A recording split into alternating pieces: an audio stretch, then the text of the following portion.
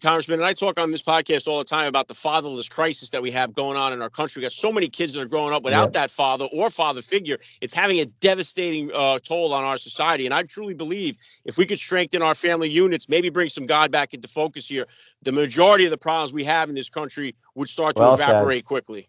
Yeah, well said. And my dad was old school. He started the kids wrestling program at our school, him and my uncle. All our buddies, my brother and I, all our buddies were afraid of my dad because he was old school, but they would sell out for him. When he coached us in baseball, they would play their hearts out. When they coach them in wrestling, they would wrestle as hard as they could because they knew he cared about them. And you think about, I always tell folks, next to your parents, people who impact your life or a coach or a teacher you had along the way, and they're not the ones who let you get away with things. They're the ones who challenged you and made you find your best every single day. And that was what my dad did for not only my brother and I, but for our buddies and our teammates.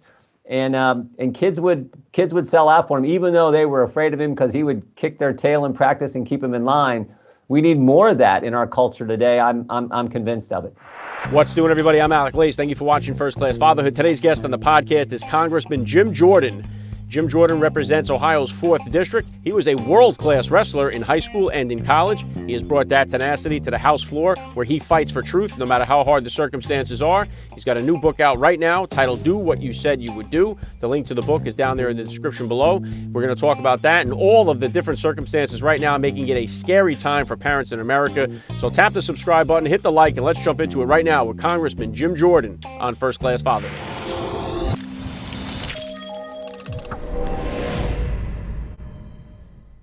Joining me now, First Class Father, Congressman Jim Jordan. Welcome to First Class Fatherhood. Good to be with you, Alec. All right, let's kick it off like this. How many kids do you have? How old are they? 4 kids, 34, 32, 29, 28, all 4 married. The 2 oldest each have 2 daughters, so we got 4 granddaughters and 1 on the way. We go girl, boy. So our 3rd child, she's expecting in the next month. So that'll be our 5th grand. And it's going to be another daughter, so a 5th granddaughter. Wow. Congratulations on that. Thank you. We got 4 ourselves. We had 3 boys, then got the girl on the 4th try. Otherwise, we'd have 5 by now, but we got the girl there. So that was it for that. No grandkids in the foreseeing future here for me, though, thank God. So we got a while to go. If you could here, please, Congressman, maybe for a couple of listeners that don't know, if you could just hit us with a minute about your background and what you do. Well, I'm in politics now. I've been in politics for a number of years. First ran in 1994 state rep, and then did that 6 years, state senate for 6 years, and then been in Congress now 15. Before that, it was all wrestling. I always tell folks, when I was in grade school, I had life figured out, like a lot of grade school kids. I knew what I was going to do. I was going to play middle linebacker, and I'm from Ohio, but I knew I was going to play middle linebacker for the Pittsburgh Steelers. Because I'm old, I grew up in the 70s, and in the 70s, the Steelers were winning everything, and Terry Bradshaw, Franco Harris, Lynn Swann, I could name all the, Mike Webster at center, all the defense, the steel curtain. But my favorite guy was Jack Lambert, and I was going to be the next Jack Lambert. But if you see me, you know that the good Lord had other designs. I'm 5'7.5" on a good day, and so had to focus on wrestling. And so it was all wrestling. Just what we did. And then I coached wrestling for 8 years at Ohio State University before I got in politics. And my wife and I were married in college. So I've known her since grade school. We met because her brothers and my brother and I grew up wrestling together. And so we've been hanging out together for a long, long time. Very cool. If you could, Congressman, take me back then to the beginning of your fatherhood journey here then. About how old were you when you first became a dad, and how did becoming a father change your perspective on life? Well, I always tell folks, when you get married and have kids, you look at the world different. This is the way the good Lord made it. And so we were married in college, and so I was 21 between our junior and senior year. 2 years later, Rachel was born. So that was in '87. So yeah, it just changed, because now you're responsible for someone else, another human being, and I think about the impact my parents had on my life. I always say, you think about the sacrifices they made. I spent a lot of time coaching wrestling and working at my brother's wrestling camp when we weren't in session. And kids would come up to me from time to time and they'd ask, what was the biggest win in your wrestling career? And I've been fortunate. I wrestled all over the United States. I've wrestled in what was then the Soviet Union. I've been to Cuba twice. But I tell folks the biggest win for me came when I was a 15-year-old kid wrestling in the state tournament my freshman year, and I was able to win. And I tell folks I won mostly because of my dad. When I really think about it, I won mostly because I was just ignorant. I didn't know that freshmen weren't supposed to win the state tournament. I didn't know that kids from Southwest Ohio weren't supposed to beat those kids from Cleveland and Akron and Canton, where wrestling was big. All I knew was what my dad told me. And he said, if you set goals and you work hard, good things can happen. And I was dumb enough to believe him. But the point is, he was there to do what parents have always done, keep their kids in line, tell them how to focus on goals, just help them get to their goals and their dreams. And that's exactly what I tried to do with our 4 kids. They were all athletes, but I learned it from my dad and my mom, who made so many sacrifices for my brother and my sister and I. Yeah, well said, Congressman. And I talk on this podcast all the time about the fatherless crisis that we have going on in our country. We got so many kids that are growing up without that father or father figure. It's having a devastating toll on our society. And I truly believe if we could strengthen our family units, maybe bring some God back into focus here, the majority of the problems we have in this country would start to evaporate quickly. Yeah, well said. And my dad was old school. He started the kids wrestling program at our school, him and my uncle. All our buddies, my brother and I, all our buddies were afraid of my dad because he was old school, but they would sell out for him. When he coached us in baseball, they would play their hearts out. When they coach them in wrestling, they would wrestle as hard as they could because they knew he cared about them. And you think about, I always tell folks, next to your parents, people who impact your life are a coach or a teacher you had along the way. And they're not the ones who let you get away with things. They're the ones who challenged you and made you find your best every single day. And that was what my dad did for not only my brother and I, but for our buddies and our teammates. And kids would sell out for him, even though they were afraid of him because he would kick their tail in practice and keep them in line. We need more of that in our culture today. I'm convinced of it. Yeah, I agree with you there. And yeah, I've had many different athletes on here that didn't have a father. They found that in coaching. I've had many Navy SEALs and other military guys that found that father figure in the military. So it's when these guys find it in the street that's leading to all the chaos. And I wanted to jump on that because right now, Congressman, it's kind of a scary time for parents. I mean, we're seeing what was going on in Virginia. They're telling parents, hey, stay out of the school curriculum. We don't want you here. Your opinion's not necessary. Parents responded by showing up at the polls. We see what the result was. Sure did. Parents are in these school board meetings now. The kids are dealing with they can pick their gender. They have to wear masks. You could wear a skirt and go into the girls' room. So we're seeing critical race theory being taught. So and meanwhile, Congressman, the school system worldwide, we're 38th in math, 24th in science. The literacy rate is dropping here. So it's a concern for many parents here. What's your take on all of it?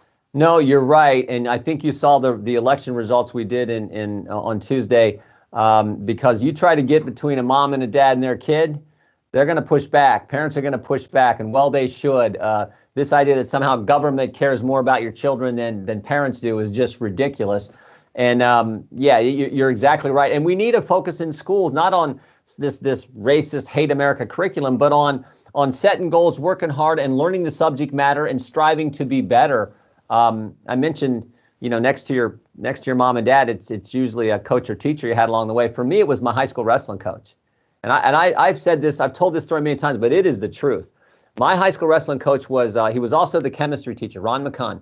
Toughest teacher in our school, taught chemistry and physics, and the toughest coach, I think, in the whole state of Ohio. And this is not an exaggeration, Alec. He talked about discipline every single day. I can still remember him in class. He's like, hey, Jordan, this is not any class. This is chemistry class. More importantly, it's my chemistry class. You want to do well in this class? You're going to have to read the material. You're going to have to come to class prepared. You're going to have to do the experiments. It's going to take discipline to do well in this class. And then in the wrestling room, oh my goodness, he drove me crazy. It's like, discipline's the most important character quality you need to accomplish anything of meaning or significance. It's what we need to accomplish our team goals. It's what you need to accomplish your individual goals. Discipline, self-discipline. I'm like, well, that guy, shut up. He sounds like my dad. I get it from my dad every day. Now I got to get it from coach and practice. But he had a great definition, and it hangs in our wrestling room. His definition of discipline. In our high school, My brother took over as coach after he left, and they were state champions 20 years in a row. But it started with Coach McCunn. We got all these state championship banners hanging in our school, but the biggest banner when you walk in our wrestling room is the statement from Coach McCunn, which is discipline, doing what you don't want to do when you don't want to do it. And that meant doing things the right way when you'd rather do them the easy way. It meant doing things Coach's way when you'd rather do them your way. And it was such an important lesson for all of us young guys to get from our chemistry teacher and our wrestling coach. And that's what's missing. That's what we need more of. But I so appreciate what my mom and dad did, and I appreciate Coach McCunn has passed away, but he was a super guy and a super coach and impacted a lot of student athletes in a very positive way. Yeah, great stuff, Congressman. And then going into that a little deeper here, then about discipline, what type of disciplinarian were you as a dad with the kids growing up, and is that different than the discipline style that you grew up with? No, it's the same. I mean, my dad, what was his attitude? If you do it right, you don't have to do it often. So sometimes that meant my brother and I had a what I guess we called a come to Jesus meeting with my dad, if you know what I mean, and that would get us back on the right path. But he was like I said, he was old school. I saw him discipline kids at wrestling practice in front of their parents. Just grab them and say, "You're not doing it right," and straighten them out right there. And I'm like, holy cow! I mean, you couldn't probably do that in today's world, but when I say he was old school, he was. And so our kids were pretty easy to keep in line, and I felt like we spent so much time in sports. Our oldest daughter was a good distance runner in high school. Our youngest daughter played golf, and she wound up playing in college. And then both our boys wrestled, and both were. I'm bragging like a dad now, but they were both 3-time state champions and then All-Americans in collegiate wrestling. And our youngest one was a 4-time All-American, 2-time Big Ten champ, so he could bring it. I think back, some of my greatest experiences were their big competitions, watching them, Polly and I watching them compete. Those were some of the greatest memories I have of when the kids were smaller. Wow, very cool. And I'm going to jump into your book in just a second here too, Congressman. But getting into what you do a little bit, I don't remember growing up the political atmosphere being nowhere near as toxic as it is right now. We're seeing it rip families apart. And so although, kids don't have to, overly be involved in politics, but we're going to want to equip them to be prepared to debate the topics of the day that are going to affect their lives here. So how do we kind of navigate them through what's going on here? They're seeing that, like, if somebody has a different political opinion than you, they're the enemy rather than having some kind of civil discourse, some kind of conversation. So how do we kind of get them through this to not deter them from being away from this thing completely? Great question. You got to focus on the Constitution. You got to focus on how our system was set up. The First Amendment is so brilliant. This idea that we have 5 fundamental liberties: your right to practice your faith, your right to assemble, your right to petition your government to redress your grievances, freedom of the press, freedom of speech. Those fundamental liberties are so important. And if we respect those and respect debate, then we can have what we're supposed to have in America. I always tell the story. One of my good friends is Dennis Kucinich, former member of Congress, and he is way over here on the left. He thinks I'm one of these crazy conservatives. I think he's a crazy liberal, but we're friends. He believes what he believes. I believe what I believe. Let's have a debate. May the best argument win. May the best argument carry the day. And then shake hands and get ready for the next debate. But today, instead, what we have is, and I think it's mostly from the hard left, the left says, oh, if you disagree with me, you're not allowed to talk. And if you do, I'm going to call you a name. I'm going to call you a racist. You're not allowed to speak. And if you speak stuff that I don't like, we're going to even try to cancel you with the cancel culture that exists out there. That is so wrong. That's not respecting the First Amendment. So I think what we have to do is really focus on making sure young people understand the brilliance of the Constitution and what this country offers its citizens, and understand fully what the Bill of Rights, in particular the First Amendment, are all about. Yeah, very well said, Congressman. And just on that, I mean, I see it on a small scale here. Like when I bring on Secretary Mike Pompeo, I've had Senator Josh Hawley on here. I get just destroyed on social media for it. And we're not even talking about politics. We're talking about fatherhood and stuff. So how do you kind of handle all this? I mean, social media is a cesspool out there. Yeah. You're getting it on a high level. How do you kind of protect your family from all these kind of crazy people that are out there on the social media? Well, don't read the comments. That's the number one thing. Twitter's not the real world. It's a fun world, but it's not the real world. Don't read the comments, post the tweets that you want to post, and then go from there. You can sort of tell if the left doesn't like it by the number of comments, and if the comments if the comments are more than the retweets or something, then the ratio, you get ratioed or whatever. So I just post what I believe in and post what I think is important. But yeah, it's not the real world, and it's sad that you're just bringing on guests, having a debate like you're supposed to. You get criticized for that. You get called. That is just so. Dennis Dennis came to our oldest daughter's wedding. I mean, because our son-in-law is from his district. He had given our son-in-law his nomination to West Point. And Dennis and I were friends. I said, come to the wedding, and we had a great time. So you got a conservative and a liberal. No, we're friends. I mean, that's the way it's supposed to be, even if we disagree on policy. But it's just frustrating to me, and it's.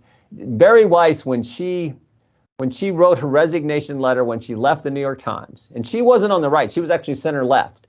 When she wrote a resignation letter about the cancel culture and what it does if you speak out against the woke mob and engage in wrong think or wrong speak, and she used a term that I thought was very appropriate. She said, you will face the digital Thunderdome. They will put you in the Thunderdome and come after you for just speaking your mind and making an argument and having a debate. It's frustrating. It's wrong. I hope we can get past it as a country, because we'll be better off if we do. Yeah, I pray to God we can get back to something like that, Congressman, as well. So let me jump into the book here. Do What You Said You Would Do, Fighting for Freedom in the Swamp. Why this book? Why now? And what's it all about? Well, the title is, I say all the time, I think we make this job way too complicated. What did you tell the voters you were going to do when you put your name on the ballot and you ran for office? And the people elected you. Go do that. Just go do what you said, what you were elected to do. All too often, though, when you get to this town, there are a million reasons why you can't do what you said you were going to do. A million excuses, frankly. So do what you said. And we talk about in the book, and I tell folks, I wrote every word. I'm old, so I'm the old-fashioned way. I get the yellow legal pad out, and I write it longhand. And we talk about the Freedom Caucus, how it came into being. I tell people there's a reason we picked the word freedom, because I think that's the most important thing. When you think about America, that's the number one word that comes to mind, is the freedom to chase your goals, to accomplish your dreams. You can do it in this country. So we talk a lot about that. We talk about some of the, I write about the sort of behind the scenes stuff. When we made a decision as the Freedom Caucus to force John Boehner out as Speaker. I've had the privilege of, because of the committees I serve on, Alec, I'm on the Oversight Committee, I'm on the Judiciary Committee. I've been involved in just about every major investigation that's happened in the last decade here in the IRS when they targeted people, the Benghazi Select Committee, and then, of course, impeachment. We spent a lot of time on that first impeachment in 2019 when the left went after our president, who did probably more of what he said he would do than any president, certainly in my lifetime. And so I talk about when they tried to impeach, did impeach, and then had the trial in the Senate of all the sort of behind the scenes stuff that happened in the impeachment of 2019. And I think your viewers will enjoy the read, and they'll get to go behind the scenes and feel what it was like in these investigations and the interactions I had the privilege of having with President Trump. Yeah, very cool. Yeah, do what you said you would do. Link to the book is in the description of today's podcast episode. You know what, Congressman? I just recently had General Kellogg on the podcast here, and he was talking to him about it. What's so hard for me to imagine. We hear the word swamp, right? We hear it all throughout President Trump's presidency. But I was talking with him about how, like, you had someone like Stephanie Grisham, who's supposed to be the president's press secretary. She's there as his ally, and we find out she didn't vote for the guy. She undermined him, come out with a book throwing shade at him. So how do you guys even know who's the swamp monsters? How do you know who's who in the swamp? Well, I'll say one thing first. That's a great point. I wish every single American could meet President Trump, because if you can, I mean, you probably have, but people who haven't, who watch your show, if you're around, you cannot help but like this guy. There is an energy, there is a charisma about him. You can tell he loves our military, loves our veterans, loves our law enforcement, loves just regular people who make the country special. He's such a good person, and he took on everyone in this town and got more done than did more what he said he would do than, like I said, any president I've ever seen. I mean, and he had every Democrat against him, everyone in the mainstream press against him, all the bureaucracy against him, for goodness sake, and frankly, a bunch of Republicans. And still, he accomplished so much. So you just gotta come here with the attitude. I'm going to get criticized. In fact, I tell my colleagues all the time, particularly the ones in the Freedom Caucus, I say, if the mainstream press isn't saying something bad about you, you ain't doing anything any good. So just get used to it. You come here and do what you said. And President Trump did that. And we need a lot more of that attitude. So it's just an attitude he has.